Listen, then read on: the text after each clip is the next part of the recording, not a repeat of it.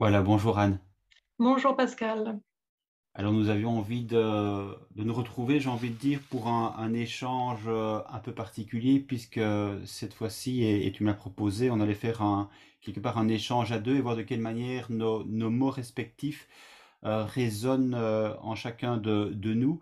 Puisqu'effectivement, le sujet que je souhaite aborder avec toi et que j'ai intitulé comme ceci, comment vivre après un effondrement ou comment se relève-t-on finalement d'un effondrement?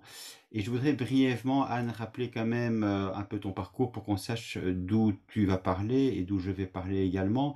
Anne, donc tu es entrée à l'âge de 25 ans dans les fraternités monastiques de Jérusalem.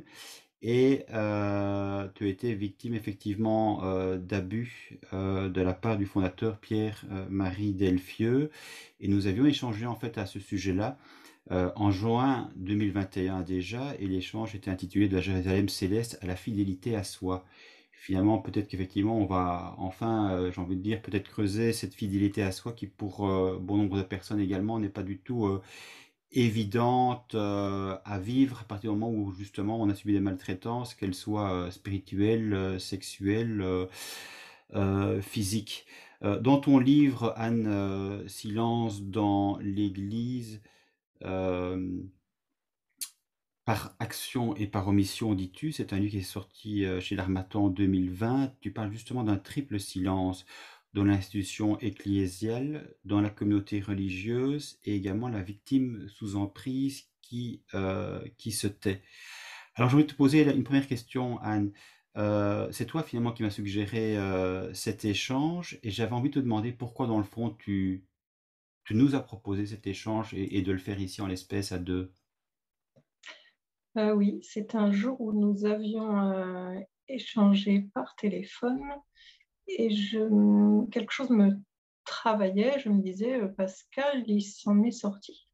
Comme finalement, pas mal de victimes qui ont parlé, dont on a l'impression qu'elles vont assez bien maintenant, en tout cas qui ont pu construire une vie, se marier, avoir des enfants, un vrai travail, qui l'assument, enfin, qui ont l'air à peu près bien insérés dans la vie.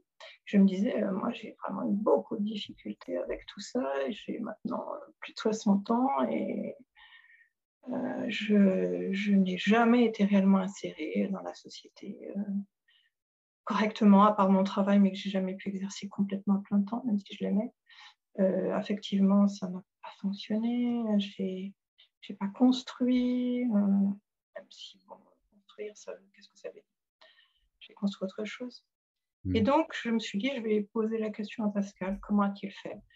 Et je ne sais, tu m'as répondu que c'était pas encore si facile, que tu avais dû tout reprendre comme une pelote, si j'ai bien compris, depuis le début, tout, Ouais. tout relire. Donc ça, je me suis dit que c'était un beau sujet parce que moi, du coup, j'ai cherché comment j'ai fait pour aller vraiment beaucoup mieux, même si je ne vais pas très bien. Et je me suis dit que peut-être les autres, c'était pareil, parce qu'on croit toujours que les autres, c'est mieux. Et en fait, peut-être que les autres, c'est exactement la même chose. Peut-être qu'ils ont autant de difficultés, autant de traversées compliquées, mais qu'ils ne parlent jamais vraiment de tout ça. Donc voilà, j'avais envie que nous échangions puisque c'est possible, puisque tu peux le faire, que tu n'es pas, que tu n'es. J'ai un ami qui m'a dit que je pouvais moi parler de moi parce que j'étais du genre à me regarder traverser la rue, je me distanciais. Je pense que toi, c'est quand même un peu pareil. On arrive à dire les choses en n'étant pas totalement mis à nu, détruit. Parce qu'il y a des gens qui n'arrivent pas du tout à s'expliquer, à parler d'eux. Moi, j'ai éprouvé en écrivant mes livres où je m'exposais énormément, ça ne m'a pas détruite. J'ai l'impression que toi non plus. Donc, je trouvais que c'était une bonne occasion de pouvoir expliquer ce qu'on avait au fond de nous-mêmes, quoi, si on y Ouais. arrive. Ouais, bah écoute, je suis d'accord avec toi évidemment.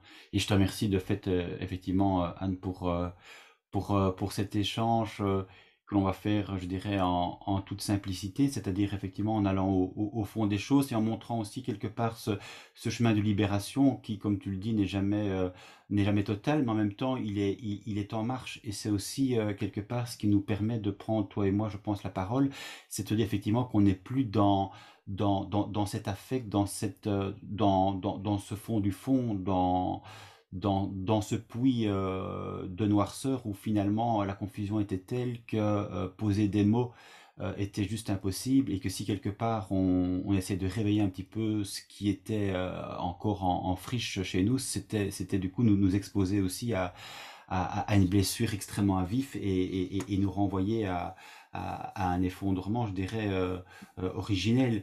Donc moi, ce qui m'a aussi plu dans cet échange que je souhaitais avec toi, c'est le fait finalement parce que évidemment j'ai déjà entendu pas mal de personnes qui ont effectivement subi des maltraitances et très souvent on voit évidemment que le parcours de chacun est différent. Et souvent, on se dit, mais c'est tellement dur, c'est tellement long, est-ce qu'on peut réellement s'en sortir? Et c'est aussi quelque part ici une note positive que je pense, toi et moi, nous voudrions donner, c'est que même si on n'en sort jamais complètement, que c'est finalement un chemin, ça je pense que c'est important de le souligner, c'est un chemin plus qu'un aboutissement, plus qu'une fin. C'est un chemin qui ne se terminera finalement qu'avec notre mort, notre mort physique, mais au moins j'ai envie de dire que psychiquement, Oui, on est plus mort, même si effectivement c'est ça. sur le plan affectif, ça n'a pas toujours été évident, que les vies de chacun sont différentes. Certains ont réussi à créer des familles, ont des enfants, ont un boulot, d'autres c'est moins évident. Mais en même temps, derrière les apparences, finalement, il y a toujours ces difficultés que parfois les autres ne veulent pas voir parce qu'ils se disent, bah, finalement, c'est ce qu'on nous dit souvent, mais où est ton problème? Toi, tu as tout, tu as une femme, tu as des enfants, tu as un travail, donc toi, très bien. Et donc, quelque part, c'est un peu aussi une chape de plomb qu'on te met parce qu'on te dit, ben, comment encore se plaindre, puisqu'effectivement, pour les autres, tout va très bien. D'où justement l'intérêt de dire, ben non, tout ne va pas très bien, de pouvoir mettre des mots pour libérer notre propre parole et aussi libérer la parole des autres. Puis à l'extérieur, il y a l'intérieur, ce qui est quand même extrêmement différent souvent. Ouais, Et puis aussi, je voulais dire, quand tu dis que c'est un chemin, oui, c'est très très vrai. Et maintenant, je constate que chaque pas est un pas de gagné. En fait, je ne sais pas ce ouais. que tu penses, on ne revient pas en arrière. Même si par moments, il y a des moments d'un peu décrochement, mais ça rebondit.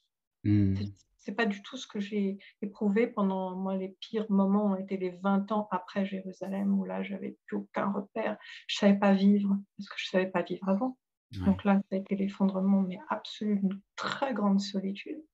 Et là, je n'avais pas l'impression, si je faisais un pas, je retombais aussi vite. Et plus bas encore, tandis que maintenant, depuis quand même quelques années, j'ai l'impression que chaque pas est un pas acquis sur lequel je peux m'appuyer comme un échelon, un barreau d'échelle, et je continue, et je continue. Ça grimpe. Voilà, c'est cette impression que j'ai. C'est acquis, c'est solide. Enfin, c'est acquis. Oui, je pense quand même que c'est solide. Ça reste, je peux m'appuyer dessus. hmm. J'ai eu beaucoup cette impression. Et donc, je pense que maintenant, effectivement, on peut parler. Je ne pense pas que l'effondrement va se reproduire d'abord quand on en a subi un comme ça. Je ne vois pas comment il pourrait s'en produire un. Enfin, tout a été traversé. Enfin, c'est Hmm. prétentieux de dire ça. Mais intérieurement, oui. Moi, j'ai eu cette impression vraiment j'avais fait la guerre.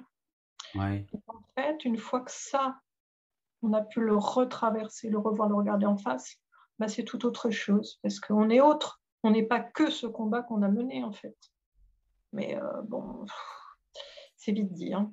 C'est Voilà. vite dit, c'est vrai, c'est vrai. C'est en quelques mots, les choses sont souvent plus complexes, plus nuancées, mais enfin, en tout cas, il y a comme tu l'exprimes très bien, là, je suis tout à fait d'accord avec toi, je te rejoins, c'est cette idée de processus, en fait. Il y a effectivement des pas qui ont été accomplis et on ne reviendra plus en arrière. C'est-à-dire qu'on sent bien évidemment que tout n'est pas résolu, mais il y a Ouais. des choses qui réellement étaient problématiques au point, je dirais, de nous plonger dans l'effroi, dans les angoisses, et cela en fait ça ne se reproduit plus.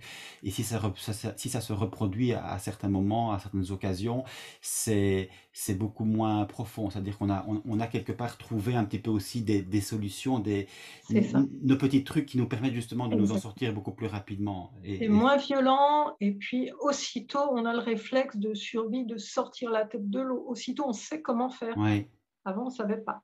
Et ouais, effectivement tout un tas de petits trucs. Puis il y a le souvenir de ce qui s'est bien passé pour moi, c'était très important. hmm, Et on sait qu'on peut le faire. En fait, on sait qu'on peut le faire.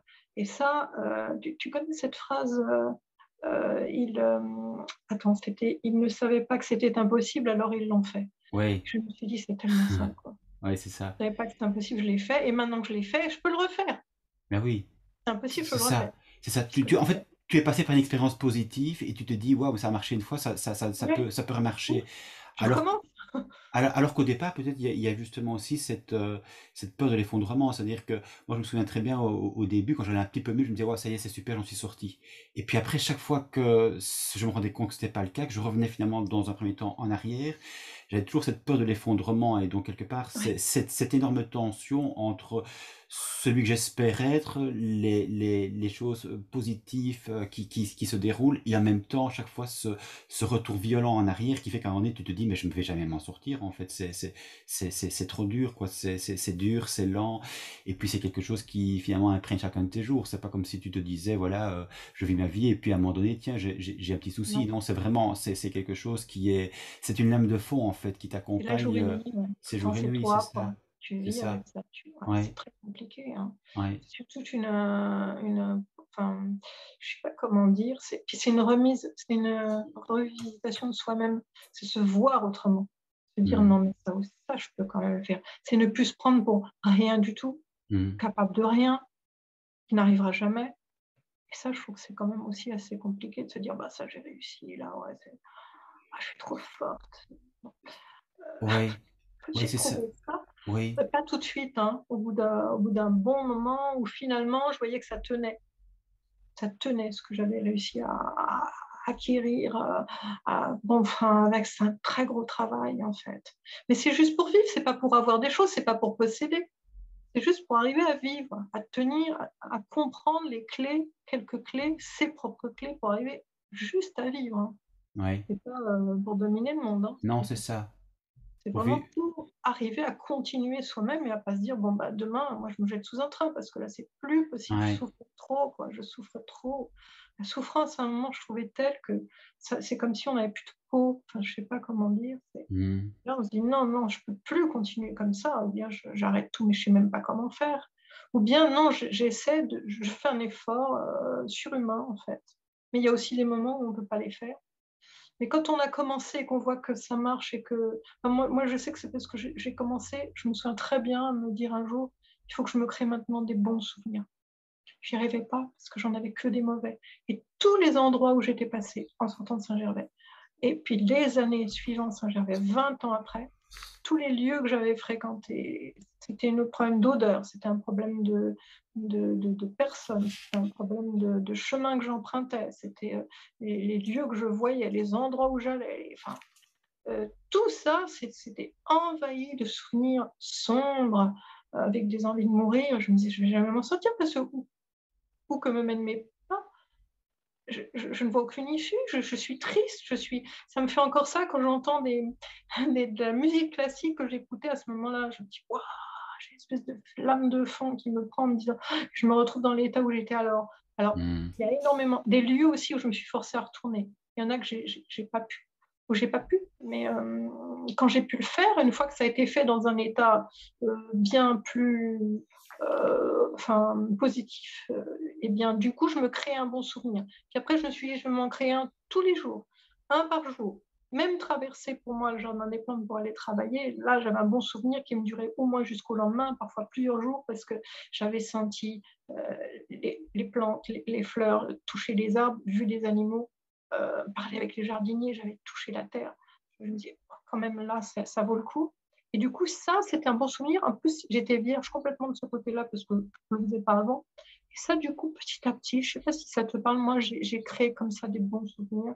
Et puis pareil dans mes rencontres, où finalement je n'attendais plus, une aide de l'autre ou bien, non, j'essayais un vrai échange, un vrai partage et là aussitôt il se passait quelque chose, mais encore un bon souvenir. Je me suis créé un Ah bon oui, souvenir, une belle relation et ouais. ça m'a énormément aidée parce que maintenant je vis de ça et les mauvais souvenirs, ils surgissent comme ça de temps en temps, mais ils m'atteignent presque plus parce qu'il y a les autres qui se sont mis à la place. Je ne sais pas si Mmh. toi tu as éprouvé quelque chose comme ça, à devoir faire un travailler pour arriver à composer ta vie, quoi.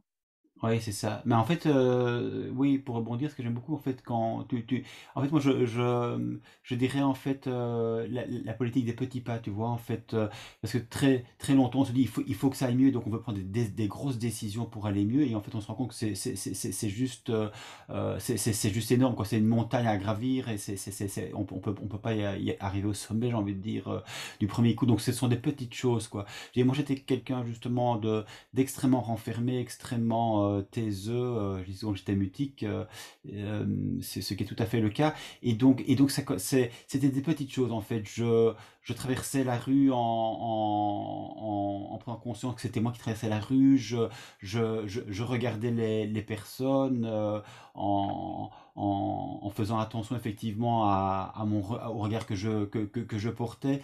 C'est toutes des petites choses de cet ordre-là, en fait, qui pour la plupart, sont absolument anodines et quelque part assez incompréhensibles pour quelqu'un qui n'a pas vécu effectivement ce type d'effondrement et donc de remise en selle, j'ai envie de dire. Mais c'est vrai qu'au départ, c'était une telle lame de fond que finalement, j'ai vraiment dû, comme toi, je pense, me décaper, mais complètement. Et aussi, je me dis, quelque part, et ça, je pense, le résultat du chemin que l'on parcourt, c'est que finalement, plus on est tombé bas, plus on a réussi finalement à se relever fût-ce un peu, et plus on goûte à la beauté des choses, à la simplicité de ce que peut être un moment avec un ami, une amie. Enfin, les, les petites choses du quotidien, en fait, ont un autre goût. On le regarde différemment quand on se promène dans la nature, on regarde vraiment la nature. Moi, je me souviens qu'à un moment donné, j'étais tellement pris par mes angoisses que finalement j'avais envie que d'une chose, c'était d'aller le plus vite possible d'un point A à un point B. Tu vois, c'est une Et façon du matin au soir, voilà, c'est une façon de c'est différent. s'éviter. Ouais.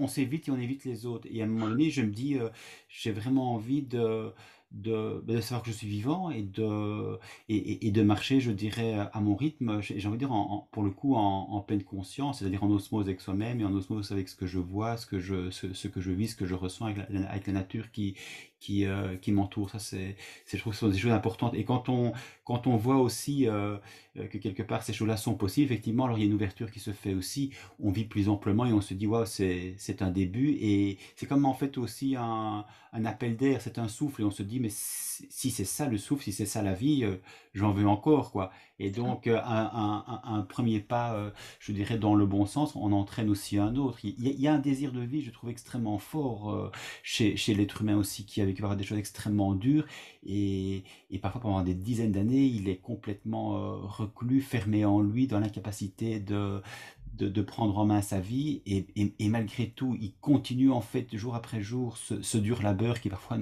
est juste de survivre, de ne pas sauter la vie, et à un moment donné parfois acculé, il se dit ça, maintenant c'est vraiment plus possible.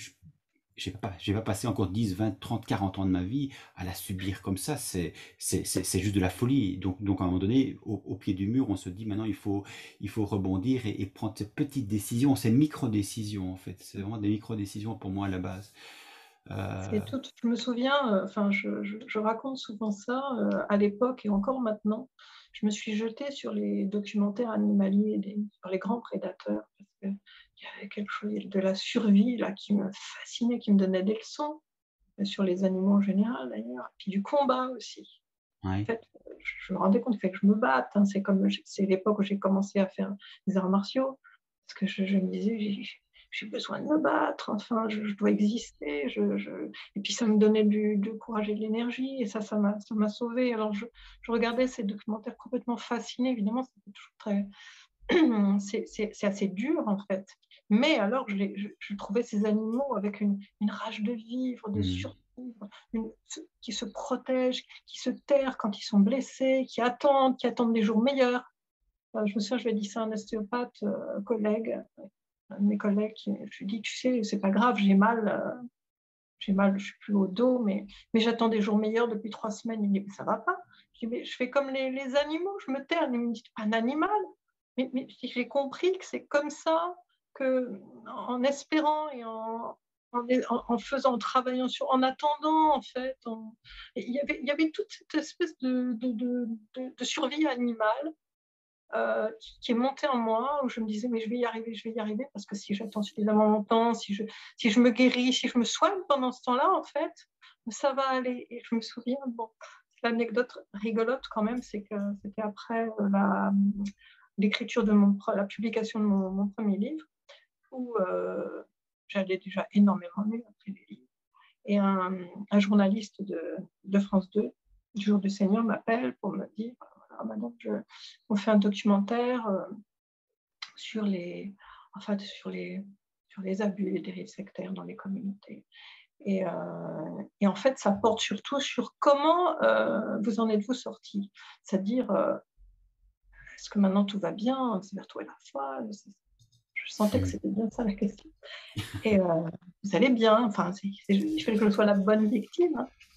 Et moi, évidemment, téléphone, je dis, comment j'en suis sortie? Je dis, écoutez, j'ai fait du tai chi et puis j'ai regardé les documentaires sur les grands prédateurs. Ah ouais. Et je dis, mais m'en sortir? Non, c'est pas vraiment, non, je ne suis pas à la messe tous les jours. Et je sentais que la réponse, ça n'allait pas du tout. Les grands prédateurs, qu'est-ce qu'elle me raconte? C'est sûr. En même temps, il me dit quelque chose de très sympa. Il me dit, mais je vous tiens à vous dire quand même, avant de raccrocher, pour moi, il y a eu de la non-assistance à personne en danger dans ce que vous avez vécu. J'ai des enfants et ça m'a quand même beaucoup touchée. Puis il me rappelle 3 semaines après en me disant, je suis désolée, mon patron, Il n'aime pas la série dans des grands animalière. prédateurs et du tai chi, ça n'a pas du tout fonctionné. Ah non, non, non. C'est vrai que la bonne victime pour l'Église, c'est la victime évidemment qui, un, pardonne et deux, revient effectivement C'est ça. dans le troupeau. J'ai Euh, jamais dit publiquement en tout cas si j'avais ou non pardonné. Je me suis dit, si je leur dis que j'ai pardonné, je ne vais pas m'en sortir. ouais. Alors je vais être montrée partout comme un Oui, c'est exemple. ça, c'est ça. Et ça Non, te met, c'est ça hors te... de question, je ne le dirai pas. Ça me regarde, d'abord ça ne regarde que moi, ça ne me Ouais. regarde absolument pas, c'est encore une mainmise quand même Mhm. qui me fait la leçon et c'est mon problème. Je vis, enfin de toute façon, je ne le dirai jamais parce que c'est ces victimes-là qu'on exhibe évidemment. Oui, oui, bien sûr. Elles ont pardonné et puis elles ont toujours la foi, amen, alléluia. Non, Ouais, ça ne c'est fonctionne pas. ça. Ouais. Je ne suis plus du tout, je crois pas, beaucoup moins en colère, je ne suis plus agressive. J'ai des amis qui pratiquent, j'ai des amis catholiques qui sont pas très à l'aise dans l'église, il faut quand même le dire, pour tous ceux que je connais. Hein. Ça va pas, mais bon, chacun fait vraiment comme il peut avec sa conscience. Pour moi, c'est comme ça. Mais je n'irai jamais dire, on ne fera pas dire ce que je n'ai pas du tout envie de dire dans les médias. C'est-à-dire que tant pis si j'apparais nulle part. Ça m'est complètement indifférent. J'ai dit ce que j'avais à dire et je suis ma conscience, je suis ma propre conscience. Ça a été pour moi Ah un oui, truc vraiment où je me suis dit, ah oui. ma conscience qui importe, c'est tout. Et ma conscience, elle n'est pas tordue. Pourquoi j'aurais une conscience Bah oui, tordue? Elle ne l'est pas, en ouais. fait. C'est ça que j'ai compris vraiment, c'est que je peux suivre ma conscience même si au départ ça semble un peu étrange, mais en fait ma conscience me dit bien sûr de ne pas faire de mal à autrui, de me protéger moi-même, de chaque jour essayer de faire reculer un tout petit peu autant qu'il est possible avec mes pauvres forces, de faire reculer le mal dans le monde. C'est tout ce qui importe. Qu'est-ce qu'il y a de plus important que ça? Ça, c'est ma conscience qui dit ça. Et tout le reste, les moyens que je prends, ça ne regarde personne en fin de compte. Non. À partir du moment où je ne blesse pas, je ne fais pas de mal à autrui, je ne suis pas intrusive avec autrui. Parce que Ouais, ça, c'est c'est ça. quelque chose, alors je pense, on en avait parlé tous les deux, excuse-moi, je parle tout le temps, que je t'avais dit que j'avais encore du mal avec l'autre qui fait intrusion souvent. Je t'avais dit, moi aussi, c'est pas facile. Ça, j'aimerais bien que toi, tu me parles de ça. Oui. Ah bah oui, l'intrusion, effectivement, c'est la mort de son propre désir, finalement, pour correspondre aux attentes de l'autre. C'est ça le plus terrible, en fait. Et finalement, l'Église, pour moi, ça a été ça, et mes parents, ça a été ça aussi, en particulier ma mère. C'est le fait de, de ne plus savoir où on en est par rapport à son propre désir, parce que de toute façon, on ne peut pas réellement l'assouvir. On va dépendre effectivement de sa mère pour savoir si on peut faire ça ou ne pas faire ça, si on peut penser ça ou pas penser ça. Et de la même façon, en réalité, on va dépendre de sa sainte mère l'Église, pour le coup, pour savoir effectivement ce que l'on peut penser, ne pas penser, faire, ne pas faire, avec une morale, une doxa. Et si effectivement on essaie d'y correspondre au mieux à ce qu'on est censé appeler un idéal, je trouve qu'à ce moment-là, effectivement, on se tue à petit feu, quoi. Et plus évidemment, cette poigne de fer, elle surgit tôt, c'est-à-dire à un moment où on n'a pas encore conscience de ce qui est en train de se jouer, et plus évidemment, on va être enfermé dans une spirale aussi de culpabilité et du mort du désir et de cette incapacité du coup à savoir qui l'on est, à savoir ce que l'on veut. C'est très subtil en fait. Moi je me dis effectivement euh, que ce soit dans toutes les relations, si les relations sont malsaines et si effectivement elles se nouent de cette façon-là très très tôt, on est en fait on est impuissant. Je veux dire, le premier milieu dans lequel on grandit et qui devrait nous apporter la sécurité, c'est évidemment le milieu parental. À partir du moment où ce milieu-là n'est pas sécu, bah, Mm. l'enfant évidemment il va en subir les conséquences. Il n'a absolument pas la moindre capacité d'autodéfense et en grandissant en réalité, moi c'est ce qui s'est passé, c'est que quelque part je me suis complètement dissocié justement pour essayer de ne plus souffrir, pour essayer de vivre cette vie de manière chaotique, mais quand même essayer de survivre. Et là, de fait, on perd complètement le fil de la fidélité à soi. Euh, et je voulais en fait, Anne, pour un peu rebondir, parce que tu as écrit effectivement 2 livres que j'ai lus lors de notre précédent entretien et que j'ai trouvé absolument sublime en fait, parce que tu as réussi de fait à mettre des mots ce qui n'est pas du tout évident, je trouve, quand on était victime, justement, de pouvoir reconstituer son histoire pour la faire justement sienne, pour pouvoir la digérer et aussi pour pouvoir la transmettre et toucher autrui à travers des mots, à travers un livre. Ça n'a l'air de rien, mais on en parlera certainement. Mais une façon de se reprendre en main, c'est justement d'entendre, d'écouter, de lire l'histoire des autres et d'être rejoint par les mots des autres. Mm. Et je Mm. souhaitais, et je t'ai proposé que moi je prenne effectivement un extrait de ton livre Mm. et tu feras pareil, on verra dans quelle mesure effectivement ça fait écho et mon passage et ton passage en toi, en moi, en nous. Mais en tout cas, je peux te dire effectivement que même si ton histoire est complètement différente de la mienne, étrangement, j'ai l'impression qu'à arriver à un certain point je veux dire d'effondrement, pour le coup, on se rejoint.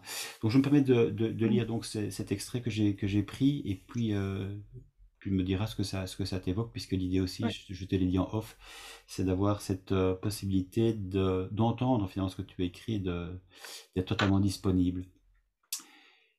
Mes souvenirs d'enfance tournent tous autour des mêmes obsessions.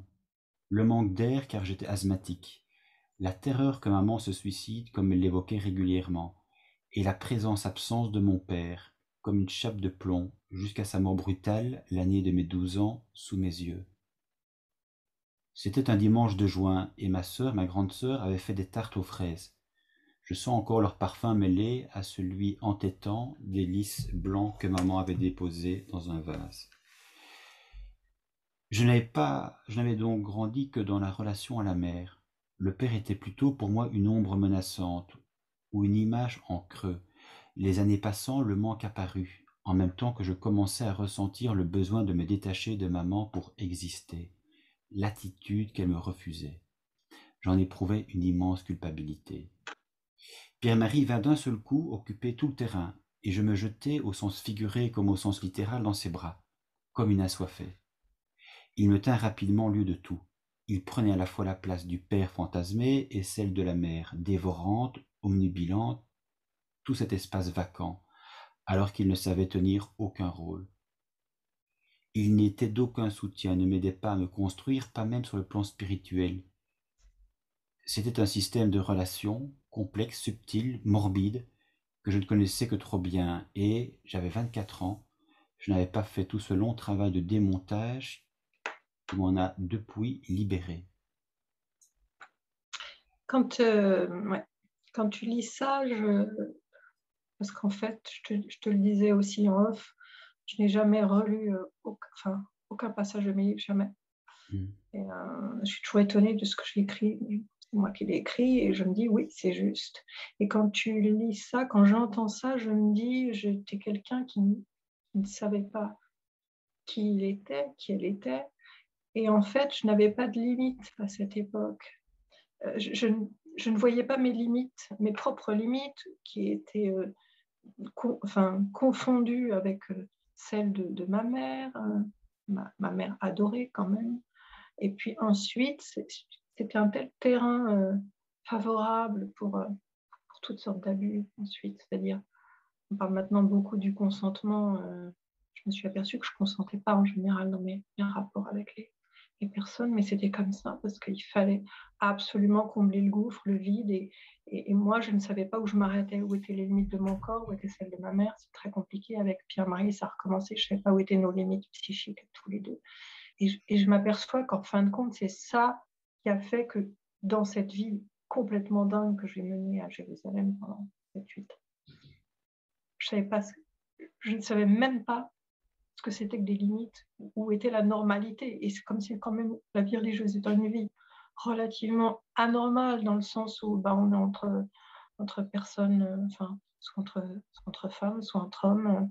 On ne sort pas, on est cloîtré, on est coupé du monde, on n'a plus du tout la vie de tout un chacun. Et je ne m'apercevais pas en me disant c'est peut-être ça, au fond, à quoi je suis appelée, la vie religieuse, est-ce que c'est ça? Et du coup, je ne voyais pas l'anomalie complète de tout ce que je vivais, qui était que j'avais la mainmise de quelqu'un sur moi qui était venu combler le vide, ce gouffre béant que j'avais en moi depuis l'enfance, puisque depuis l'enfance, je n'avais pas su affirmer absolument aucun de mes désirs, aucun de ce que tu disais tout à l'heure, rien de ce que je désirais moi, puisqu'il fallait que je rentre dans le désir de l'autre, toujours. Je pense que c'est pour être aimé, pour être en fusion, pour être... Mm. Enfin, ce désir de fusion, je l'ai eu extrêmement longtemps, très très longtemps dans ma vie, jusqu'à peut-être 40 ans, même si après Saint-Gervais, bon, j'avais quand même compris beaucoup de choses, mais c'était pas complètement clos, fini, j'avais pas appris qui j'étais. Voilà, c'est ça que tu m'évoques en lisant ce passage, tu vois, dont je me souvenais pas. Ouais. Bah écoute, moi en fait, ton passage, c'est en fait en préparant et en le relisant à mon aise, que je me suis dit, mais en fait, ce passage, c'est son histoire, mais en fait, ça fait écho vraiment avec ma propre histoire. Et c'est là que je disais tout à l'heure qu'on se rejoint dans le fond du fond, même si l'histoire peut être évidemment en partie différente. C'est le fait que ce que tu exprimes et ce que j'ai vécu aussi quelque part, c'est cette fusion avec la mer, fusion qui veut bien dire que de fait sa propre personne, elle est quelque part engloutie par l'autre et donc par définition on est à disposition de l'autre et on essaie de correspondre à ses propres désirs et on perd les siens propres et alors du coup pour moi aussi il y a finalement cette absence complète finalement du père qui fait que c'est la mère qui prend toute la place et que voilà c'est le seul Il y référent a un père, c'est la hein. mère. Hmm. Excuse-moi, il y a un père quelque part, mais qui est, moi je disais fantasmé, quelque chose de. Ouais. Il y a un père, toi aussi il y avait un père, Oui mais, c'est mais, ça mais quel père, mais quoi. Enfin, mais euh, disons oui un peu malade comment dire. oui, oui, C'est ça. moi aussi il Ah, était très malade physiquement et il n'était pas très en place psychologiquement. Voilà, toi il était malade ouais effectivement, psychiquement psychiquement, aussi oui. mais du coup c'était pas un père, c'était pas le père, enfin je sais pas ce que c'est qu'un père, voilà. C'est ça. J'ai tout. C'est une absence. C'est une absence et du coup, en fait, il y a quand même néanmoins une soif d'idéal incroyable. Alors toi, effectivement, cet idéal, quelque part, tu as pensé pouvoir le combler avec Pierre-Marie et moi, finalement, je dirais plus largement peut-être, j'ai pu combler cet idéal, cette soif d'idéal en termes finalement de sacrifice en, en me, en étant complètement religieux, je dirais. C'est-à-dire que la religion catholique, pour moi, elle a été tout, quoi, finalement. C'est ça, en fait. Elle a remplacé, finalement, des relations charnelles, des relations équilibrées, avec des parents, je dirais, équilibrés, aimants, ouverts, attentifs à leurs enfants. La religion, elle a eu quelque part c'était une rustine, quoi. Ça a été une béquille pour essayer justement de combler un vide, en me rendant compte précisément que même si on parle beaucoup de paix, d'amour, de charité, etc., malheureusement, vivre cet amour, vivre cette charité, c'est autre chose que d'aller évidemment à la messe du dimanche et d'entendre le sermon et d'essayer quelque part d'y coller. Au contraire, je trouve que le fait même, je le disais tout à l'heure, d'essayer de suivre cet idéal, ça m'a enfermé encore plus en moi, en fait. C'est vrai. Je me suis senti encore beaucoup plus coupable parce que finalement, je ne suis qu'un pécheur et chaque fois que j'essaie de faire du bien, je fais du mal. Et on dit par action et par omission, ça fait penser effectivement aussi à ton bouquin, Le silence de l'Église, par action et par omission pour le coup. Il y a vraiment ça, quoi. Donc c'est un cercle vicieux et finalement l'étouffement n'est que démultiplié. Donc, Et on se retrouve scindé en deux, je trouve. Enfin, moi, j'ai beaucoup eu cette impression. Scindé en deux, c'était pas moi. J'assistais, je me regardais ouais. pratiquer, je me regardais. C'était comme une comédie dont j'essaie de m'auto-convaincre. Je dis pas, je parle pas du tout là de Dieu et de tout ça, mais d'avoir essayé de correspondre à ce que, puisque j'avais trouvé la foi, il fallait que je vive selon tous les critères, en tout cas français, occidentaux, tout ce que tu veux. Hmm. Je suis jamais arrivée, sincèrement. Pourtant, j'ai été bonne sœur. Je suis jamais arrivée, jamais. C'était comme si c'était une imposture. Euh, c'est très étrange. Et j'avais beau m'efforcer, ça ne fonctionnait pas. Et en fin de compte, toi, tu dis que ça a été pour toi comme tu cherchais quoi? Une ossature, là, au fond, une direction dans le père qui aurait dû te guider, finalement, qui est devenu la loi de l'Église, si je comprends bien, le dogme, la doctrine.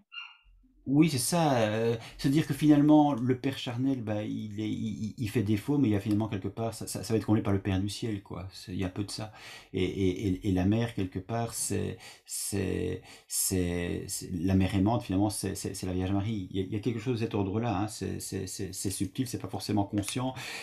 Et la culpabilité, c'est aussi de te dire, mais finalement, ce Père du ciel, bon, on me dit à l'Église qu'il est miséricordieux, mais en même temps, bon, on risque quand même l'enfer, quoi, hein. Donc, il y a toujours aussi cette tension, un petit peu comme le père qui est à la maison, à un moment donné, peut être sympathique, peut aller bien et finalement avoir des paroles agréables à entendre, charmantes, et puis qui, à un moment ou un autre, peut complètement péter un câble, et là, tu te dis, oula, on a droit à l'autre versant, quoi. Donc, on est tout le temps un petit peu entre deux chaises, en équilibre instable, en se disant qu'à tout moment, finalement, les choses peuvent dégénérer. Et donc, finalement, on, on a cette lame de fond en soi qui fait que quelque part on n'est jamais entièrement à l'aise. On n'est jamais entièrement dans la relation. Il faut toujours faire attention, il faut toujours se méfier. On ne sait jamais ce qui nous attend, j'ai envie de dire, On derrière. n'est pas dans la confiance, On je n'est pas à la crois. confiance. Et finalement, ce que la religion nous inculque, l'air de rien, c'est aussi quelque part cet amour conditionnel, quoi. Il faut être bon, il faut être parfait, comme ton Père du ciel est parfait. Et si c'est pas le cas, bah, heureusement, il y a la confession. Enfin bon, chaque fois aller se confesser pour la moindre broutille, c'est pas très confortable non plus, quoi. Donc c'est une tension supplémentaire et c'est ça effectivement qu'à un moment donné, cette tension était tellement infernale que je me suis dit, mais je vais commencer à marcher seul, en fait. Je vais tout quitter, en fait. Je quitte l'église, je quitte euh, euh, la prière, tout ce qui finalement était mon ossature, tout ce qui me tenait, pensais-je, debout, en fait, voilà. Et donc, c'est très dur, en fait. Je pense que, et je comprends aussi, du coup, la plupart qui ne le font que c'est réellement, ils sont mis au pied du mur, parce que sinon, très souvent, on essaie de ménager la chèvre et le chou. On se dit, bon, c'est vrai que dans l'église, tout ne va pas bien, mais enfin, bon, il y a quand même des bonnes choses, et finalement, on essaie de tenir les deux bouts, vaille que vaille. Ce que je voulais dire aussi, en fait, hein, ce qui m'a beaucoup touché aussi dans tous les échanges que j'ai eus, c'est finalement, euh, c'est souvent en fait notre situation qui se retrouve chez les autres aussi, à savoir qu'il y a un idéal absolument incroyable, il y a enfin je veux dire, un enfant, il a envie d'aimer, il a envie d'être aimé et quelque part, plus ces choses-là ont été rendues, complètement impossibles par le milieu familial et plus effectivement la tentation, c'est d'absolutiser une personne, une communauté, une religion et finalement de penser qu'on va régler son problème affectif en se donnant un objectif qui en soi peut être absolument magnifique et on a l'impression qu'on a la vocation, que Dieu va résoudre nos problèmes, que la prière va suffire à tout résoudre. Il y a beaucoup de ça en fait hein, dans tous les témoignages, des personnes qui à un moment donné ont été aussi, je veux dire, abusées parce elles avaient une faille et que le prédateur, qui peut être un religieux, un fondateur ou que sais-je, le prédateur voit cette faille et malheureusement la personne qui pensait trouver enfin une bouée de sauvetage, une porte de sortie, un amour plus grand, finalement se fait une deuxième fois piéger, je dirais. Elle se fait piéger chez elle parce qu'elle ne trouve pas effectivement ce milieu sécure et elle se refait piéger par la suite, quoi. Oui, et puis c'est tellement, tellement pervers parce qu'au fond, on te dit c'est pour ton bien. Ce que je te fais, c'est pour ton bien. C'est comme un père qui frappe son enfant en disant c'est pour son bien. Moi, ça m'a toujours semblé absolument insupportable, ça, tout le temps Mhm. que j'ai vécu à Jérusalem, où finalement je souffrais vraiment. Et tout ce qu'on m'imposait, mais c'était pour mon bien. Mhm. C'était pour mon bien parce que c'était pour purifier, parce qu'il fallait que je. Voilà. Je pense sincèrement, je ne sais pas si Dieu existe, j'en ai aucune idée. Qui suis-je pour le dire? Je suis comme Mitterrand, je crois dans les forces de l'esprit. Je crois dans les forces de l'esprit, oui. Je pense qu'il est. Enfin, je pense qu'on est, on est des animaux métaphysiques. Hein. Il dit Schopenhauer, ça je le crois quand même. Mhm. En tout cas, moi j'ai quand même besoin de cette dimension. Je pense que peut-être toi aussi. Mais je ne sais pas le Dieu, c'est pas le Dieu que j'ai vu dans le catholicisme. Bon. Mais ça, cette impression que finalement, on te frappe d'un côté et que tu dois non seulement l'accepter, mais dire merci. Et ça, j'ai jamais compris ce qui se passait. Là. Enfin, je bute encore là-dessus. Hein. Ça Ouais, mais je fonctionne pas. Tu comprends. sais, toutes les victimes à qui on dit d'ailleurs, mais il faut que tu pardonnes maintenant. Hein. Enfin, c'est ahurissant parce qu'on se dit, mais ils n'ont rien compris en fait. Il y a quelque chose là. Donc, c'est en fait une négation de soi, c'est se déprendre de soi à un point où finalement, oui, tu es conditionné à te défaire de toi. Je ne suis jamais arrivée, je n'étais pas du Mhm. tout obéissante, ça ne marchait pas du tout. Donc, je me culpabilisais en me disant, qu'est-ce que je fais là? Évidemment que le réflexe aurait dû être je sors, mais ce n'est pas du tout ça qui se passe. Il va falloir que j'y arrive, les autres y arrivent mieux que moi, je suis qu'une je suis nulle, je suis comme depuis le début. Là non plus, ça ne fonctionne pas. Mais vraiment, et puis on s'auto-punit d'une certaine manière de ne pas y arriver. Je me disais, mais c'est pas ça Dieu, c'est pas du tout ça l'idée de Dieu que j'ai rencontré un jour, c'est pas du tout ça. Mais le temps, comme on ne te propose pas, il n'y a pas d'alternative en fin de compte, Mhm. on finit par se convaincre que tout ça, c'est extrêmement pervers, que le langage, je pense que le langage est retourné, détourné, enfin, euh, je me sens maintenant complètement libre par rapport à tout ça. Je, je me dis, bon, bah, avant, j'étais catholique. Je ne l'étais pas d'abord, j'étais athée, puis je suis devenue catholique, et puis je suis redevenue non pas athée. C'est très différent. Je suis agnostique, je pense. Je suis. Bon, je te dis, les forces, il y a des forces spirituelles. Voilà, moi j'en suis là. Moi j'en Ouais, suis là. Tu as vu, j'ai dû tout déconstruire, tout ce qu'on ouais, m'avait appris, ouais, tout ce qu'on ben s'est oui, donné tellement de mal à m'apprendre. oui, c'est ça en Finalement, fait. comme ça n'a jamais pénétré réellement en moi, parce qu'en fin de compte, c'était pas moi. J'y adhérais pas. Voilà, je n'y adhérais pas. Et quand tu n'y adhères pas et que tu dis non, j'y adhère pas, on te dit mais ça va venir. Prie pour. Donc on s'en sort Oui, jamais. oui, Parce que c'est ça la seule solution qu'on propose en face. C'est pas bien, je vais réfléchir avec toi, ou je vais t'aider, ou je vais te donner d'autres pistes. Parce que personne ne sait en fin de compte pour toi, pour mais non. l'autre.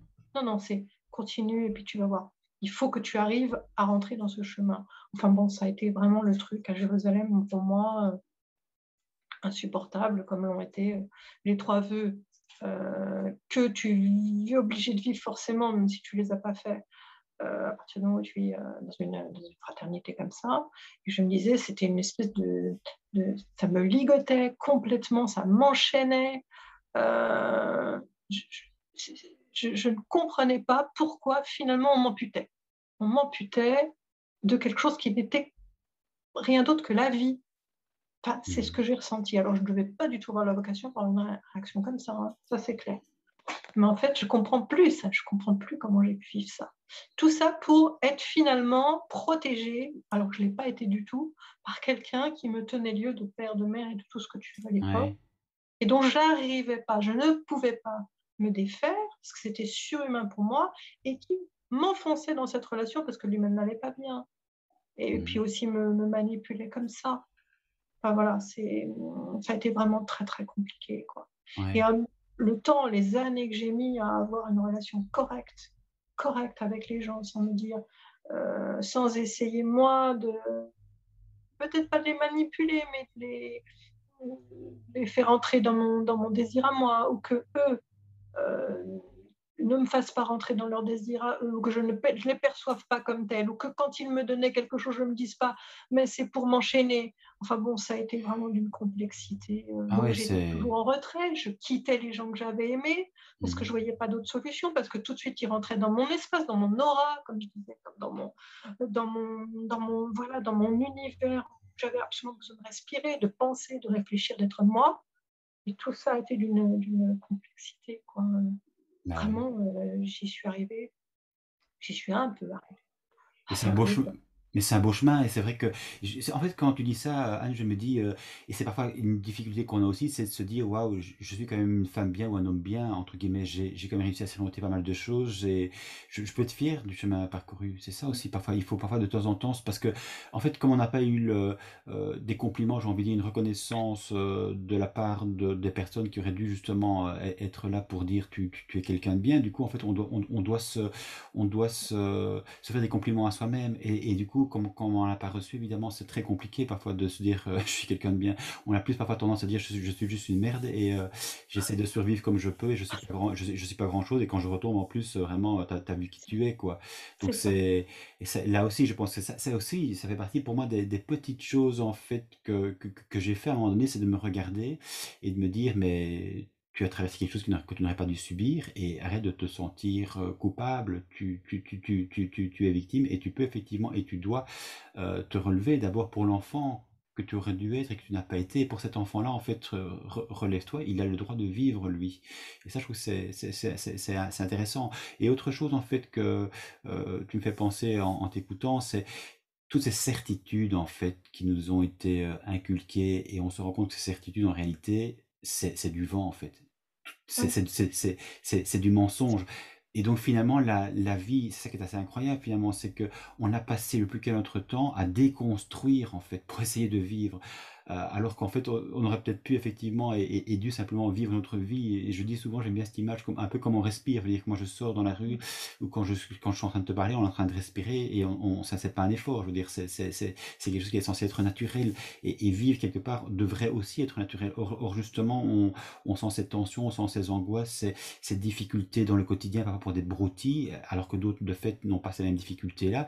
Et on se dit, oui, effectivement, ça a été un sacré parcours de déconditionnement, un sacré parcours aussi pour remettre en cause toutes ces petites choses parfois cachées, inconscientes, qu'il faut mettre au jour. Qu'il faut mettre à jour et du coup ça passe aussi par des liens toxiques le cas échéant à couper malgré la culpabilité que ça peut générer, que ce soit par rapport à la religion ou que ce soit effectivement par rapport à ses parents pour ce qui me concerne, quoi. Il y a une prise de distance à prendre pour justement se dire: «Je peux marcher seul et me faire oui, à nouveau et me faire à nouveau, peut-être pour la première fois pour certains, confiance». Très souvent, je me suis dit, en fait, c'est bien, c'est une renaissance pour moi, qui est en marche, mais en fait, après je me suis dit: «Mais c'est même pas une renaissance, en fait, c'est une naissance tout court, quoi». c'est une naissance. Il y a la naissance biologique, mais je veux dire, ça, C'est c'est ça. rien. Et puis après, il y a de fait ce qui n'a pas été reçu. C'est pas comme s'il y avait eu à un moment donné une vie Mmh. agréable, sécure, et puis boum, tout ça. En fait, Non. il y a un accident de parcours et tout ça s'écroule. C'est vraiment, tout s'écroule, entre guillemets, depuis le départ. Et donc, Oui, parce qu'on ne savait pas vivre avant non plus, donc de mais toute c'est façon, on ne ça. savait pas vivre et Donc, on ne tout ce sait que pas. tu me dis, en fait, on se défait d'un exosquelette. Pour moi, ça a été ça, ce qu'on m'avait collé sur le dos, qui n'était Mmh. pas moi, mais c'était extérieur à moi. C'est un Mmh. exosquelette. Mmh. Je trouve mon c'est ça, tu vois? Ouais. Enfin, je ne sais pas si tu comprends ce que je veux dire, c'est-à-dire que les lois, les règles qu'on me mettait sur le dos, c'était, ou les désirs des autres, c'était comme un exosquelette. Ouais. Finalement, ça ne fonctionnait pas du tout. C'est pas moi qui marchais. Donc j'essaie toujours de rentrer. Je crois que oui, j'ai dû en parler dans mon livre. Je disais que je cherchais toujours les clés. J'ai l'impression que tous les autres avaient les clés pour vivre, et puis moi, je ne les avais pas. Quand je Ouais. demandais où sont les clés, personne n'a jamais su me dire où étaient les clés, parce que je suppose que c'était. Elle est sous le paillasson. Oui, ça, on ne me les a pas données en main en me disant ça y est, t'as les clés. Non, non, pas du Non. tout. Chacun avait l'air d'avoir les siennes. Ça avait l'air assez confus d'ailleurs la plupart du temps. Mais personne non plus m'a aidé vraiment à chercher les miennes. Je trouve que c'est un Hmm. travail très, très solitaire. Ah oui, Hein, c'est ça? oui, c'est un travail très très solitaire. On peut se faire aider par d'autres, etc. Mais le travail intérieur, on va pas le faire à ta place, quoi. C'est toi qui dois effectivement gravir la montagne ou descendre dans le fond du puits, selon l'image qu'on préfère. Enfin, il y a quelque chose effectivement à cet endroit-là de ce creusement intérieur qui fait qu'on est extrêmement, extrêmement solitaire. Et finalement, on a l'impression du coup de s'éloigner effectivement de son semblable et aussi de faire fausse route parfois en se disant mais qu'est-ce que je suis en train de vivre, qu'est-ce que je suis en train de faire? Et en même temps, on se dit mais j'ai pas le choix en fait. C'est un besoin vital que de passer par là où j'en passe, même si personne quelque part ne comprend, même si j'ai pas les mots, même si je suis incapable d'exprimer en fait ce que je vis. Pour moi, en fait, quand tu parles de spiritualité, je pense que tout homme, évidemment, toute femme a besoin de spiritualité. On a besoin de se sentir vivre. Et la vie, c'est la spiritualité pour moi. Et cette expérience, en fait, de déconditionnement, de démontage, ce long travail de démontage, comme tu l'écrivais, c'est hautement spirituel, ça. Là, pour le coup, c'est incarné, hein. Pour le coup, là, on ne se trompe plus dans les mots. Je veux dire, la vie, c'est la vie. Exactement. La vérité, c'est la vérité, le mensonge, c'est le mensonge, l'amour, c'est Ça, l'amour, voilà. Ça, le c'est lien authentique, formidable. c'est le lien authentique. Enfin, je veux dire, on n'est plus dans Ah la oui. on n'est plus dans la novlangue, dans il faut ceci, il faut ça, c'est la tentation, etc. Non, là, pour le coup, on est dans le concret, quoi. On sait Et ce qui est juste ou pas voilà, juste, on oui, sait à peu près ce qui est vrai ou pas vrai, on sait ce qui est bon ou pas bon, alors que tout était brouillé auparavant. oui, oui, Je trouve ça, enfin, j'ai eu beaucoup de mal avec ce langage dont je ne sortais pas, quoi. oui, Et puis tout à coup, je me dis, ah ben ça, non, ça je vois que ça c'est bien. On le sent, on le sait, on le voit sur les effets que ça produit sur soi-même, sur l'autre, dans la relation, dans le corps. Moi, j'ai toujours eu énormément de mal parce que j'ai somatisé toute ma vie de problèmes, puis j'avais pas une très bonne santé. Donc, mais je vois bien que dès que je me libère, mon corps va mieux. Enfin, et c'est pas pour libérer le corps, c'est pour me libérer moi, enfin mon bah être tout oui, entier, parce ben que oui, je suis le corps, l'esprit, le ben psychisme oui, à ouais, la fois. Enfin, tout ça est lié, il n'y a rien à ben faire, oui, ben qu'on le oui. veuille ou non, effectivement. Et là, du coup, on est dans le vrai, dans le concret. Dans le concret, on n'est pas dans le spirituel gazeux, toujours en train de mettre d'autres mots sur une réalité qu'on n'arrive pas à appréhender. Non, on colle, le mot colle à la réalité. Bon, ça, mais quel travail, hein. Mais oui, et qu'elle travaille pour quelque part quelque chose qui devrait être naturel. Je veux dire, c'est incroyable quelque part Qu'on ait tellement eu de boulot, que ça nous a donné tellement de boulot pour un pour se truc, rendre, pour une... pour se rendre compte finalement de ce que c'est que la vie en fait, Oui, ce que c'est simplement de vivre quoi, et du coup oui, de déposer effectivement ce fardeau qu'on n'avait pas effectivement à prendre sur nos épaules. Anne, non, je t'ai proposé effectivement également du coup de j'allais lire, lire, j'allais te dire, je voilà. vais lire parce que Ah ça ben voilà. correspond bien. Ouais. Alors, je voulais lire, donc c'est tiré de ton livre de vous à moi. Voilà. Et c'est vrai que quand j'ai lu ce passage que je vais lire, je me suis dit non, ça doit être moi qui ai écrit ça, mais non, c'était toi. Je n'ai pas encore écrit. J'écris pour ne pas mourir. Et si possible, pour vivre, par nécessité vitale, pour sortir de la fracture dans laquelle je suis tombée enfant. Une fracture qui s'est faite sans bruit, une fracture insidieuse, comme un air toxique et inodore respiré la nuit dans mon sommeil. Personne n'a rien dit, sauf mon corps. Je devais faire erreur. Ce que je vis, tout le monde le vit. Tout le monde le vit et le cache. La condition humaine est ainsi faite, mal faite, avec cette envie de mourir qui me chevillait au corps. puisque survivre fait si mal. Ces mots, ou d'autres, je les ai écrits tant de fois, depuis si longtemps. Ils ne disent jamais assez. Ils restent toujours trop confus, en deçà de ce qu'ils cherchent à signifier. Alors je les reprends, je creuse, je désenfuis. Je tâche encore de remonter à la source, à l'enfance, au passé, à l'air vicié, aux eaux usées, à la blessure originelle. C'est épuisant de perdre ainsi son temps. C'est terrifiant de marcher sans savoir où mène le chemin. Eh bien, Ah oui, hein? là, je suis vraiment ému en fait. C'est vraiment très beau la manière dont tu lis les choses en étant justement pleinement présent, je dirais, dans les mots de l'autre. Et je trouvais l'exercice intéressant, justement, je te l'avais dit aussi en off, c'était le fait de, non pas lire soi-même son propre texte, ses propres mots, son propre vécu du coup, mais de lire effectivement les mots des autres. Et c'est vraiment ça en fait. Je revis, je revois en fait ce que j'ai souhaité faire comprendre à travers ces mots, qui est le fait finalement de se dire, mais le seul milieu que je connais, qui est mon milieu naturel, c'est le milieu de mon enfance. Et du coup, comme on n'a pas d'autres points de repère, on s'imagine effectivement que ce que l'on vit est normal. Ouais. C'est normal. Et de toute façon, t'as même pas, en fait, la confusion est telle, la dissociation avec soi-même est telle que finalement, on ne se rend même pas compte. Enfin, moi, je me rendais même pas compte que quelque part, j'étais en pleine confusion. Et donc, la manière dont je vivais, la souffrance, etc., je me disais qu'effectivement, tout le monde vivait sa vie vaille que vaille, et que finalement, c'était ça la vie, quoi. C'était marcher vaille que vaille, c'était finalement survivre. Euh, Parce que Que les quelque... autres étaient peut-être plus doués, mais que les Oui, c'est autres avaient l'air ça. plus doués, parce qu'ils avaient l'air plus heureux, quoi. Voilà, c'est ça. Mais que de toute façon, moi-même, comme je cachais très bien moi-même quelque part mon profond mal-être, je me disais, mais tout le monde le cache, ce mal-être, puisque moi j'arrive bien à jouer, je suis dans les apparences. Quand on me sourit, je souris.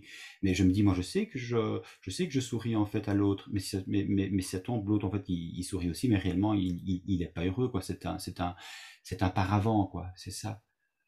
Oui, comme Et c'était une façade, oui. c'est une façade. Et Et je me là, disais avec l'insouciance, excuse-moi Pascal, je me non. disais comme quelqu'un, parce que je les trouvais souvent beaucoup plus insouciants que moi quand j'étais enfant, les autres enfants, les ados.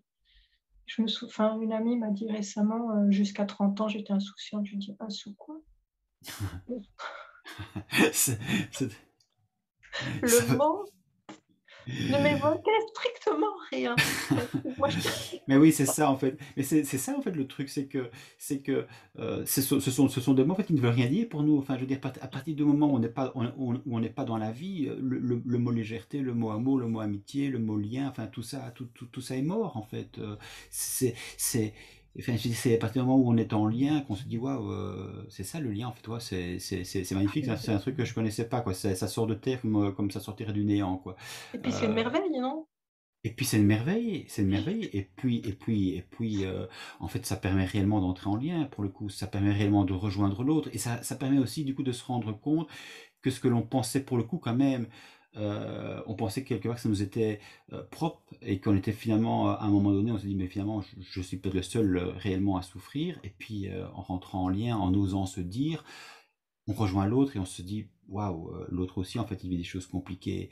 Et il y a cette connivence, du coup il y a cette osmose, il y a ce lien absolument rare et précieux, qui est le lien de la rencontre, et qui n'était rendu possible, je pense aussi, moi je le pense honnêtement, sortir des apparences, sortir des discussions un peu stériles, du brouhaha du monde. Ce n'est possible que si réellement on a vécu en fait quelque part une sorte de mort, et du coup je dirais pour moi et pour toi aussi, je pense, de naissance et pas de renaissance. Là, on sait le poids des mots, on sait le, le, la légèreté de la vie, quand effectivement la vie se fait plus légère. Donc c'est génial. Et j'ai quand même, ça je te l'ai pas dit, mais je vais quand même lire un second extrait de ton propre livre, que j'ai trouvé vraiment magnifique, parce qu'il est dans la droite ligne de ce que nous essayons finalement de vivre, toi et moi, et toutes ces personnes qui sont passées par des maltraitances. Et une des façons d'en sortir, c'est effectivement de mettre en mots. Et toi, c'était la parution de ton livre. Le jour de la parution du livre, tous mes obstacles intérieurs étaient tombés. Mes divers conflits de loyauté s'étaient dénoués. La question de faire du mal en dévoilant le mal, ce qui constitue le piège ultime, ne se posait plus. J'étais enfin sorti du silence. On pourrait bien me le reprocher. S'agiter et faire des remous jusqu'à la fin des temps. Cela n'avait plus d'importance. Je parlais d'une libération, d'une délivrance. Ce qui se produisit fut plutôt de l'ordre de la parturition, un accouchement, une sortie du tombeau, une mort au mal pour entrer dans la vie. Waouh, ça y est, on a prononcé le mot vie. Merci Pascal, ouais, d'avoir lu ça. Tu vois, je m'en souvenais pas non plus. Je me dis à chaque fois, j'ai écrit ça, oui, ça correspond bien. Ouais. C'est toujours très étonnant de se... Alors évidemment, de l'entendre lire, c'est tout à fait autre chose, comme tu disais tout à l'heure. Oui. Donc on rejoint toujours cette histoire de vie. Oui. La vie a été plus forte finalement. C'est ça. La vie Mais était plus alors, forte. quel chemin. C'est long, c'est incroyablement long. Moi, je pensais qu'en naissant, on savait vivre. Ouais. Mais tu sais, ce qui fait rire aussi, parce que tu as utilisé en fait un mot que je ne connaissais absolument pas, si ce n'est justement chez Charles Juliet qui parle de la parturition. Et en préparant quand même un minimum cet échange, je suis tombé justement sur les mots ou sur son de parturition chez Charles Juliet. Je comptais prendre un autre extrait, puis finalement, en compulsant ce livre, je suis tombé dessus. Et donc, je vais te lire parce qu'ils font parfaitement écho en fait forcément à ce que je crois, ce que je pense, ce que j'ai vécu, mais aussi du coup à ce que toi-même tu as vécu. C'est ce livre-ci en fait où il parle de ces deux mères, la mère adoptive et la mère biologique, dans le journal Lambeau. Des mots, enfin déjà un titre qui pour moi me parle beaucoup, Oui, puisque on était quand même en Lambeau et il faut essayer effectivement de retrouver oui, cette unité intérieure qui pour le coup oui. était complètement éclatée et nous faisait défaut. Tu sors de la forêt. Les brouillards se sont dissipés, tes blessures ont cicatrisé, une force sereine t'habite. Sous ton œil renouvelé, le monde a revêtu d'émouvantes couleurs. Tu as la conviction que tu ne connaîtras plus l'ennui, ni le dégoût, ni la haine de soi, ni l'épuisement, ni la détresse. Certes, le doute est là, mais tu n'as plus à le redouter, car il a perdu le pouvoir de te démolir, d'arrêter ta main à l'instant où te vient le désir de prendre la plume. La parturition a duré de longues, d'interminables années, mais tu as fini par naître et pu enfin donner ton adhésion à la vie. Depuis cette seconde naissance, tout ce à quoi tu aspirais mais qui te semblait à jamais interdit s'est emparé de tes terres. La paix, la clarté, la confiance, la plénitude, une douceur humble et aimante. Parvenu désormais à proximité de la source, tu es apte à faire bon accueil au quotidien, à savourer l'instant, t'offrir à la rencontre. Et tu sais qu'en dépit des souffrances, des déceptions et des drames qu'elle charrie, tu sais maintenant de toutes les fibres de ton corps combien passionnante est la vie. Ouais.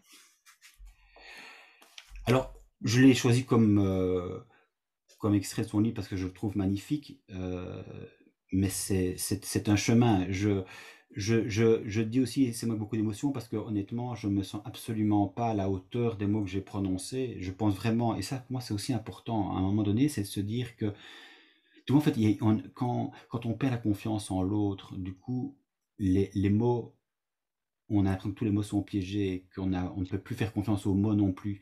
Et donc j'ai eu ce besoin en fait pour ma part, parce qu'on parle effectivement de ces petits mécanismes, de ces petits moyens pour s'en sortir, essayer de remonter du gouffre. Moi, l'écriture est extrêmement importante pour moi, pour mettre justement en mots mes mots, mais aussi lire les mots d'auteurs que j'ai finalement appréciés parce qu'à un moment donné, je me rends compte qu'ils me rejoignent et ils me rejoignent en vérité, c'est-à-dire dans leur vulnérabilité, c'est-à-dire qu'ils ont vécu aussi l'effondrement, ils sont à nu, ils ne trichent pas et je peux enfin, peut-être pour la première fois, m'accrocher à leurs mots en me disant: «Ces mots ne vont pas me trahir une nouvelle fois, je peux réellement m'accrocher à lui» et si lui, quelque part, a vécu ce chemin de d'angoisse, terrifiante, d'envie, du suicide, parce que son premier journal à Charles Juliet, il ne parle pratiquement que de suicide à toutes les pages. Si à un moment donné, il sort un journal intitulé «Apaisement», je peux le croire. Il a vécu ça et donc si moi je peux, si lui l'a vécu, en fait, je peux peut-être commencer à me dire que c'est possible pour moi aussi. Faire confiance à un être humain, je dirais, à travers ses propres mots, avant même de faire confiance dans un être humain de chair et d'os que je pourrais rencontrer dans mon quotidien, mais qui me fait encore peur. Au moins là, j'ai un journal, je l'ouvre quand je veux, j'ai besoin d'être rassuré, j'ai besoin d'être rassasié. Je reprends ce journal, je lis ces mots, ça me rassure, ça m'apaise, et je me dis, allez, on continue, quoi. Et puis tu sais que lui ne va pas vouloir avoir de prise sur toi. C'est-à-dire que de toute façon, c'est ça aussi qui est très important pour nous, même si je pense que, enfin, moi j'ai fait des progrès, je suppose que toi aussi par rapport à ça. J'ai beaucoup moins peur de l'autre, parce que on commence à voir ceux qui sont bienveillants ou non, ceux qui nous laissent libres ou non, je pense, hein. Parce Oui, qu'avant, je n'avais pas du tout cette notion. Et même, je me jetais dans les bras de tous ceux qui finalement voulaient me ligoter, parce que oui, finalement, c'était rassurant. oui, Mais effectivement, quelqu'un qui a déjà fait ce chemin et qui, par rapport auquel tu es libre, mais avec lequel tu as une intimité, je pense qu'on a une intimité qui se crée avec ces mots que tu lis. Je pense que c'est ça. Ça conforte. On se dit, bon, le chemin, il y a encore à faire, mais c'est pas grave. C'est pas grave au fond si ça prend encore des années. C'est pas grave si c'est au bout de la vie qu'on le fait. C'est pas grave. Même si, bon, j'étais désespérée l'autre jour en me disant, mais non, mais c'est mon médecin qui m'a dit, alors que maintenant vous allez commencer à vivre. Alors, réjouissez-vous. Non, il y a tellement de choses que je ne vais pas plus pouvoir faire maintenant. Je ne peux pas prendre le violon, je ne peux pas adopter un enfant, je peux pas être astronome, je peux pas avoir un bateau, je peux. Arrête. De toute façon, on en est tous là. Tout le monde en est là. Ça n'a aucune espèce d'importance puisque ce qui compte, c'est ton toi, ce que tu es toi, c'est pas ce que tu fais. Ça n'a oui. aucune importance. C'est ce que tu vis toi à l'intérieur et le lien que tu crées, l'intimité que tu crées avec l'autre sans vouloir le posséder, sans qu'il te possède. Je crois qu'il n'y a que ça qui est important. Peu importe les modalités, hein. Je ne sais Oui. pas ce que tu en penses, mais ça n'est pas très grave. Complètement, complètement. Mais c'est vrai qu'au départ, évidemment, on aimerait avoir une vie tellement plus ample que celle qu'on a connue. On aimerait avancer parfois plus vite et en regardant parfois les autres, effectivement, on peut aussi les jalouser en disant waouh, voilà ce qu'il fait, voilà son quotidien, ses photos de vacances, etc. Ses déplacements, sa vie, enfin, tout ça peut être extrêmement de nouveau exaltant. Et à un moment donné, il faut revenir à soi en disant mais vis ta vie, quoi. Cesse quelque part de dépendre de celle des autres ou de ce que tu imagines que la vie des autres est. Parce que Oui, bon, parce qu'on n'en sait il y rien du a, et tout. ça, il y a ça aussi souvent quand de nouveau quand on connaît la vie, l'envers Mm. du décor, c'est en général pas tout à fait la même chose. Mais ce qui est aussi important, je voudrais rebondir là-dessus, c'est extrêmement important effectivement, c'est de, à un moment donné, c'est de, euh, quand on se reconstruit petit à petit, on commence à affirmer son je, c'est-à-dire on sait effectivement qui l'on est et on ne retombe plus dans les mêmes failles, dans les mêmes relations perverses, manipulatrices, toxiques. On, et du coup, on ose se distancier, on ose prendre la parole, on ose mettre des limites, on ose dire non. Et ça, c'est super important. Quand évidemment le désir à la base a été complètement phagocyté, j'ai envie de dire, du coup, pouvoir dire non, mais là, je suis désolé, mais là, je suis pas d'accord, quoi. Là, je marche pas. Au début, tu te dis, mais qu'est-ce qui va me tomber dessus si j'ose dire non? Oui, oui, je peux pas le dire. Mais Je peux si, pas. quand je le dis vraiment, mais avec calme et avec sans agressivité, sans, eh ben, l'autre est aussitôt remis à sa place, mais il s'en porte pas plus mal. En Tout à fait, ça ne fait. fait pas de mal, c'est ça que j'ai Ça ne fait constaté. pas de mal. Ça fait pas de mal. Non, mais c'est vrai, Ce parce n'est que pas je me suis dit, grave. on va me faire du mal. Non, ça ne fait pas de mal. Ça recrée, ça commence à pouvoir créer une vraie relation. Il faut arriver. Et ça, enfin, c'est quand même très long d'en arriver là. À pouvoir dire non sans ou oui, ou peut-être, ou je suis d'accord, je ne suis pas d'accord, non, là, ça ne marche pas, là, tu exagères, là c'est moi. Arriver à tout ça, à être soi, quoi. Oui, Euh, enfin, moi, tu vois, j'ai quand même l'âge où ça devrait être fait depuis longtemps. Bah non, bah, il y a des gens qui oui, n'y arrivent jamais. Je me suis dit ça aussi. oui, oui, c'est ça. Qui font peu importe. Et de nouveau l'accepter, c'est ça en fait, de dire c'est mon chemin et je ne dois pas Oui, effectivement vouloir aller plus vite que ce dont je suis capable. Et non. tout en de nouveau se disant, mais j'ai déjà fait un sacré chemin en fait. Et puis c'est le chemin qui comptait. Et c'est le C'est pas chemin là qui où compte. on n'arrive jamais. Mais c'est ça, non, à un moment donné, tu oublies tu oublies la finalité, quoi. Je veux dire, ça ne sert strictement à rien. À part effectivement te culpabiliser davantage et te mettre un poids supplémentaire, ce dont tu n'as vraiment pas besoin, ça ne sert effectivement strictement à rien. Mais c'est limite, c'est vrai que c'est super important et pouvoir prendre la parole, mettre des mots. Moi, je me souviens très bien que au départ, au départ, il fallait presque que je me fasse violence en fait, pour dire les choses. Et parfois, parfois je savais pas j'avais tellement peu les mots pour le dire que je savais pas le dire, je dirais, de manière paisible. Il fallait que je le dise de manière agressive, de peur que l'autre, quelque part, ait de l'emprise sur moi et ne comprenne pas en réalité mon propre désir. Tu vois, quand le désir est tellement tu. Ce qui fait aussi, en fait, Annie, là, peut-être que j'aimerais bien que tu réagisses pour voir si c'est comme ça que ça s'est passé aussi pour toi. Mais j'ai aussi l'impression que justement, quand le désir renaît, euh, au départ, il a été tellement impossible à dire ce désir que on reste très longtemps. Moi, quand je suis resté très très longtemps, et encore maintenant, je me rends compte que parfois ça arrive dans mon quotidien, c'est cette indécision en fait. Pascal, en fait, tu as envie de partir en vacances à tel endroit ou à tel endroit? Oh, écoute, fais comme tu veux, je ne sais pas, moi, tout est bon. Il y a en fait quelque part une sorte d'indécision qui est encore un signe justement comme une trace en fait, comme la cicatrice d'une blessure. La blessure se guérit, elle est cicatrisée, mais il reste quelque chose quand même. Il reste cette trace qui te dit, bah oui, effectivement, il y a eu un trauma, il y a eu une blessure, il y a eu une maltraitance. Et si l'indécision fait partie justement de cette difficulté encore de dire simplement son désir, en fait, de se dire, mais effectivement, Pascal, moi, dans telle situation, qu'est-ce que je veux vraiment? Non seulement je peux dire ce que je veux, mais en fait, est-ce que je sais vraiment ce que je veux? Mais déjà, il faut aller le chercher, son désir. Il faut déjà Ouais, se dire bon, qu'est-ce que je veux, effectivement. ouais. Et j'ai vécu ça, bien sûr, où je me disais, bon, tu sais, genre, je me souviens, un truc tout bête, après toutes, j'étais en train de me dire, je veux des tartelettes à l'abricot ou à la framboise chez l'épicier. Ben, je sais pas, je peux pas choisir. Et toute ma vie, c'était comme ça. Et en plus de me dire, si je fais un choix, ce sera pas le bon. Je me suis tout le temps gourée. Ça va continuer. Et en fait, qu'est-ce que je veux? Si seulement je savais ce que je voulais, ben, je le ferais. Mais Oui, qu'est-ce oui, que je veux oui. vraiment? Ah oui, c'est Donc, il ça. y a tout ça. Et puis après, quand on le sait, il faut effectivement arriver à dire c'est ça que je veux et ne pas en démentir ça. Oui, c'est ça. Oui, Mm. c'est un chemin excessivement long. Puis oui, oui, c'est le choix, parce qu'en fin de compte, on a quand même un peu de choix. Pas toujours, mais on en a quand même un peu. Ouais, Le choix d'aller vers soi-même. Et on a peur de ça. ouais. On a peur de ce que tu disais, en fin de compte, parce qu'on ne sait pas où ça nous mène. Jusqu'où Mm. ça va aller finalement la liberté, jusqu'où je vais devoir supporter quand même, parce que c'est pas facile, je trouve, d'être libre, hein, que personne te dise ce qu'il faut faire. Mm. Il y a un moment, je trouve que ça quand même, ça devient léger, parce que finalement, tu sens que, ouais, c'est ça. C'est bon. Il y a des tas d'indices qui te disent, qui te confortent en disant, là, ça marche, ça fonctionne. Enfin, c'est ce que j'ai pu constater. Et c'est vrai que maintenant, j'ai beaucoup plus de facilité à dire, ben, j'ai quand même envie de ça, mais non. Mais il faut aller fouiller ce désir et Ouais, avoir du désir aussi. C'est pas si bien d'avoir du désir. non. C'est, moi, je savais pas trop ce que c'était, quoi, du désir. Qu'est-ce que ça veut dire?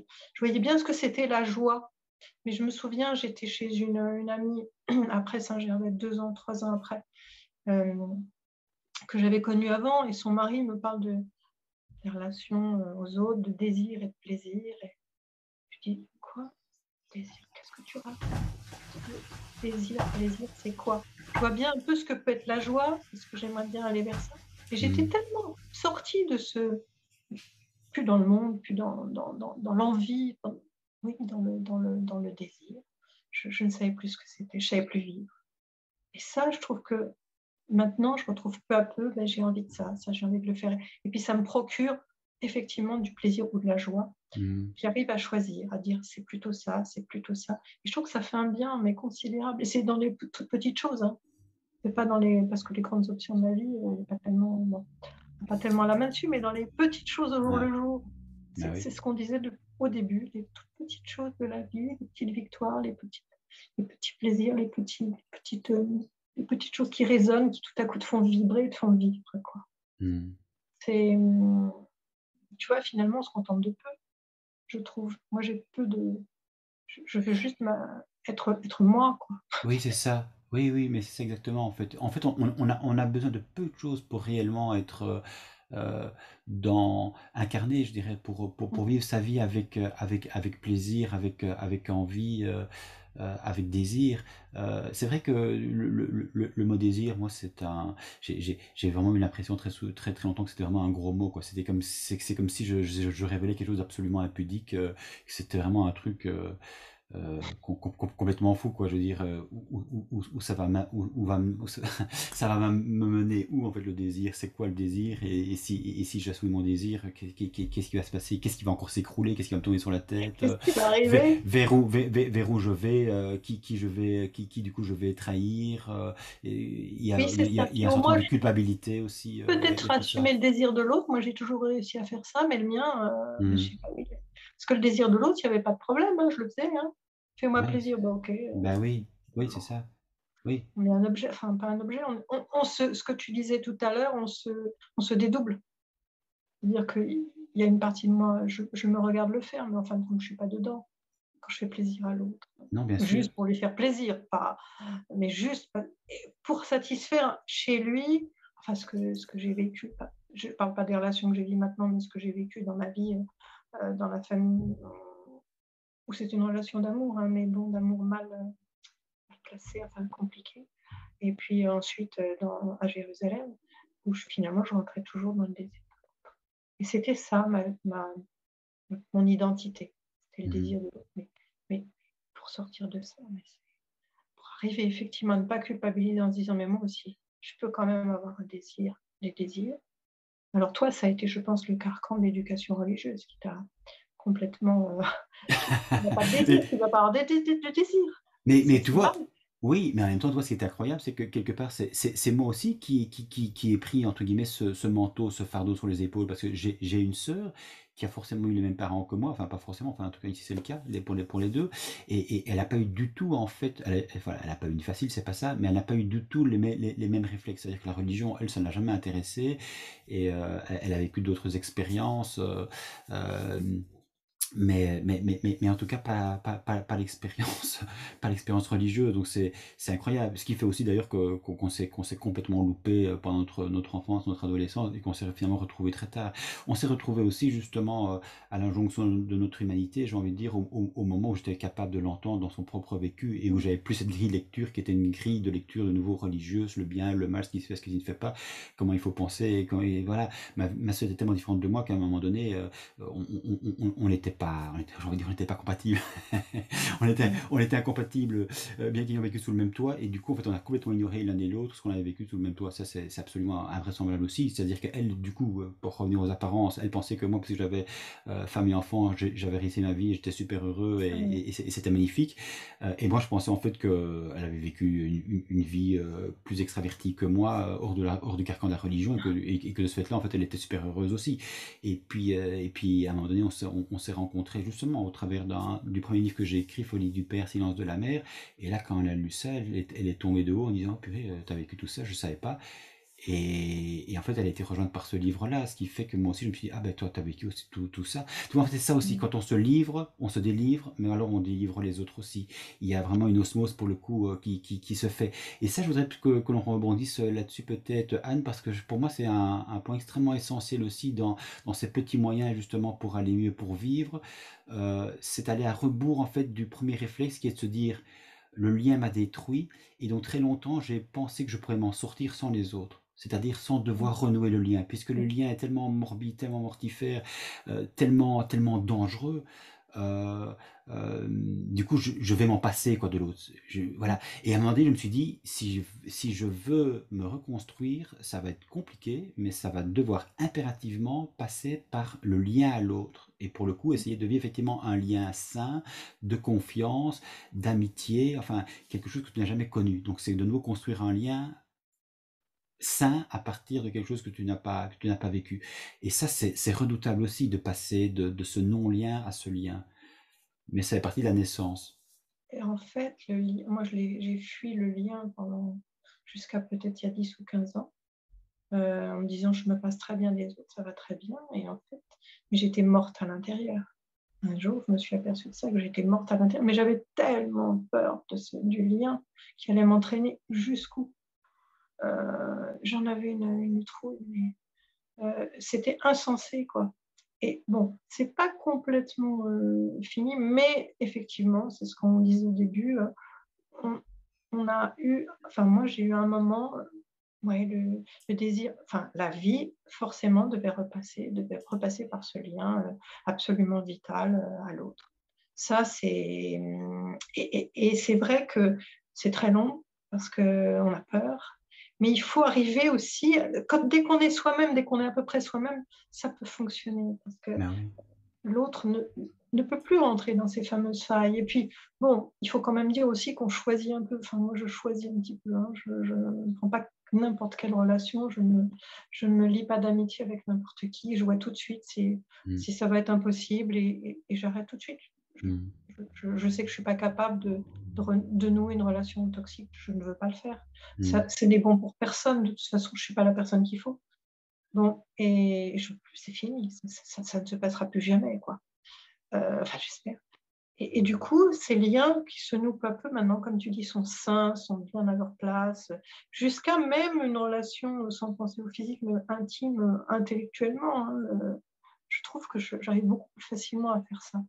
C'est-à-dire qu'en fait, j'ai besoin aussi de cet échange absolument vital avec l'autre. Et ça, je ne l'aurais pas dit jusqu'à il y a encore 10 ou 15 ans. Je me disais non.